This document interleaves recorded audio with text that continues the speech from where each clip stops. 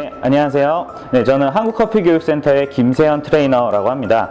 이번에 커피TV에서 진행하는 커피 아카데미의 첫 파트를 제가 맡게 되었는데요. 여러분들에게 커피 품종과 그리고 커피의 생산과 가공, 그리고 원두, 구매, 요령 및 유지 관리 방법에 대해서 이번 초보자를 위한 커피 스타트업 과정을 통해서 여러분들에게 알려드리도록 하겠습니다.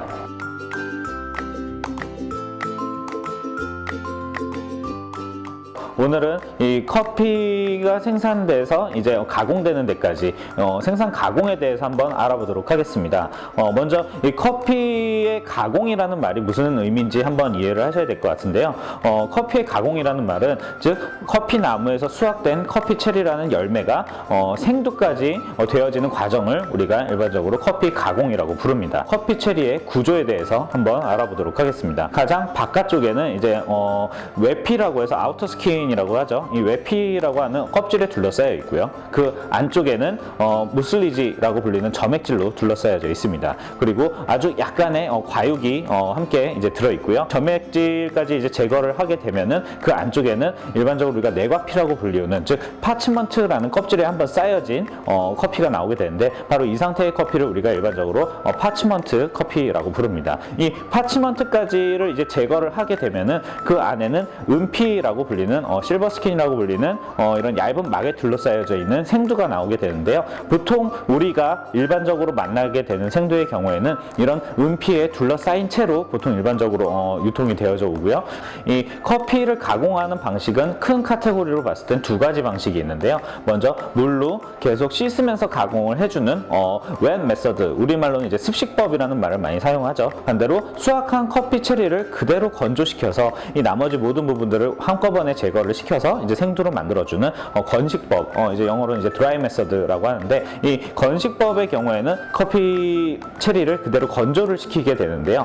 예를 들면은 뭐 브라질 같은 나라에서는 파티오라고 하는 상당히 넓은 시멘트 바닥 같은 곳에다 펼쳐놓고서는 이 커피 체리를 이제 건조를 시키고요. 이것들을 이제 큰 차들이 돌아다니면서 이제 뒤집어주는 이런 작업으로 이제 건조를 시켜주는 이런 방식을 사용을 하고 있습니다. 또 이제 에티오피아나 이런 아프리카 쪽에서 건식법을 사용을 할 때는 아프리칸 베드라고 해서 이런 큰 천으로 묶어놓은 침대 같은 형태로 이렇게 양쪽에 이렇게 묶어가지고서는 그 안쪽에다가 이제 커피를 넣어놓고서는 이렇게 손으로 뒤적거리면서 이제 말려주거나 하는데요. 에티오피아 같은 경우에는 혹은 이런 사람 허리 높이 정도의 평상을 만들어 놓고 이런 밀대로 계속 뒤적여주면서 이렇게 커피를 말려주는 어떤 이런 방식으로도 역시 건식법을 실행을 하고 있습니다. 이러한 건식법을 사용을 하게 되면은 불균이란 어떤 색깔을 가지게 되고요. 그리고 약간의 어떤 그 발효취라고 하는 그런 향미가 좀 얹어지기도 합니다. 단 향을 많이 품고 있기 때문에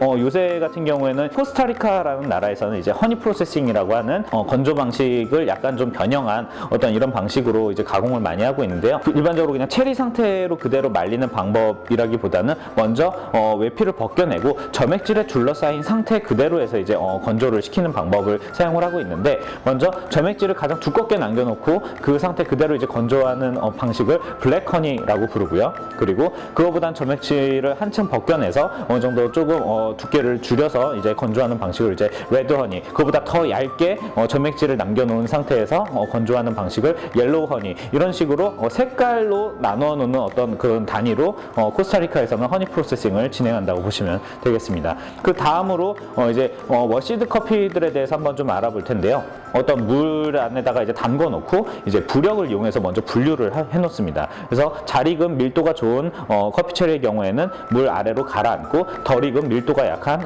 커피 체리의 경우에는 물에 뜨고, 그리고 나서 이제 잘 익은 열매들만을 모아서 과육을 제거시켜주는 펄핑 작업을 해줍니다. 역시 그 점액질에, 끈끈한 점액질에 둘러싸여 있는 파치먼트 상태의 커피가 나오게 됩니다. 이 파치먼트 상태의 커피를 이제 어느 정도 간단하게 한번 헹궈준 후에 이런 큰 욕조 같은 데다가 이 커피들을 이제 담궈 놓게 되는데요. 점액질들이 제거가 된 후에는 이 커피들을 다시 이 퍼먼테이션 탱크에서 꺼내서 다시 한번 헹궈주게 됩니다.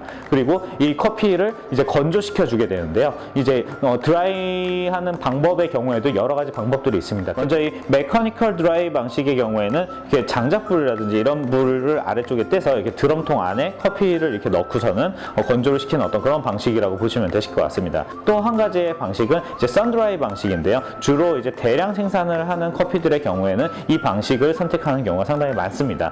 역시 이렇게 건조되는 동안에 사람이 일일이 좀 뒤적거려주면서 건조를 시켜줘야 하는 어떤 그런 번거로움도 역시 함께 가지고 있긴 하지만 이 선드라이 특유의 어떤 그런 느낌에 의해서 이제 이 방식을 의도적으로 채택을 하는 경우도 있을 수 있습니다. 대략 평균적으로 한 12% 정도의 함수율을 가질 때까지 건조를 시켜주게 되고요. 파치먼트 커피의 어떤 그 네과피를 이제 제거를 시키기 위해서 훌린 공장으로 이제 보내게 됩니다. 이 프리클리닝의 경우에는 이물질도 걸러주고 또 어느 정도 밀도가 좋은 부분의 생도와 밀도가 떨어지는 생도의 어떤 분류도 함께 이뤄낸다고 보시면 되실 것 같습니다. 이렇게 해서 프리클리닝까지 맞춰낸 이제 생도의 경우에는 바로 출하를 시키는 게 아니라 어느 정도 선별 작업을 진행한 후에 이제 패킹을 하게 되는데요. 이 선별 작업의 경우에는 거의 대부분의 나라들이 직접 사람의 눈과 손을 이용해서 일일이 골라내는 형식으로 일반적으로 많이 하고 있고요.